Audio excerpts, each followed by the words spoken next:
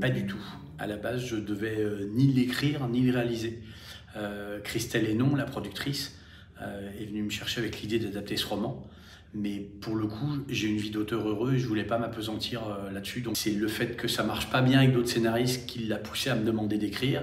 Et c'est le fait que ça se passe pas bien avec d'autres réalisateurs qui a poussé Universal à me proposer de réaliser. Et toute cette suite d'enchaînements a conduit à un miracle heureux. J'étais hyper heureux de réaliser le film. C'était vraiment un privilège fou, quoi. Pour moi, John était vraiment une évidence dans le rôle d'Andrew Blake, parce qu'il a cette espèce d'humanité qui déborde de tout ce qu'il fait. Et en plus, John est quelqu'un qui peut jouer des gens très dangereux ou très positifs. Mais il a cette aptitude fabuleuse à nous faire croire au personnage qu'il incarne. Et Fanny, j'avais besoin de son côté impérial, j'avais besoin de son côté puissance fragile, j'avais besoin de son côté femme brisée, mais en même temps très maîtresse de son destin. Et puis il y avait ces deux voix qui se répondaient que j'adorais, quoi.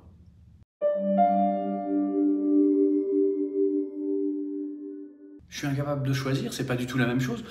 Quand on écrit, en fait, je fais appel à des sentiments qui sont extrêmement personnels, intimes, et avec lesquels je vais essayer d'aller faire réagir les sentiments et les émotions des lectrices ou des lecteurs. Quand je réalise, déjà c'est un boulot d'équipe, alors moi j'aime beaucoup ça, et puis ça ne sont plus mes sentiments qui sont l'enjeu de la narration, c'est je fabrique l'écran pour filmer des joyaux humains comme John, Fanny, Émilie, Philippe, Eugénie.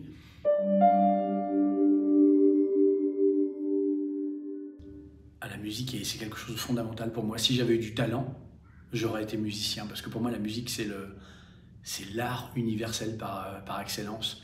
Et j'ai découvert la musique avec mes parents, qui m'ont donné une éducation assez large là-dessus. Ma mère écoutait RTL et mon père écoutait du classique, donc ça donne un gradient. Et depuis que je suis gamin, je collectionne les musiques de films.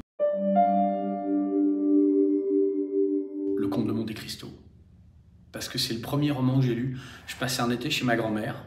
Ma grand-mère m'a tendu une brique et elle m'a dit « Tiens, essaye de lire ça. Moi, quand j'avais ton âge, j'ai adoré. » Et j'ai ouvert ce roman et non seulement j'ai découvert ce que pouvait être la lecture, mais le côté feuilleton, le côté aventure, le côté sentiment. J'ai découvert que dans certains livres, on changeait de vie, on changeait de pays, on changeait de temps, on changeait de tout, sauf ce qu'on était. Et ça m'a passionné. Ça a été vraiment une révélation.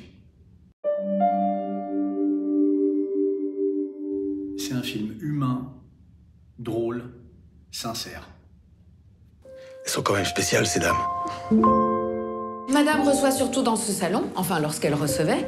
Aujourd'hui, plus personne ne vient. Faut toujours garder l'espoir, même si on n'y croit plus. Tout on dit croit. Toi, le chat.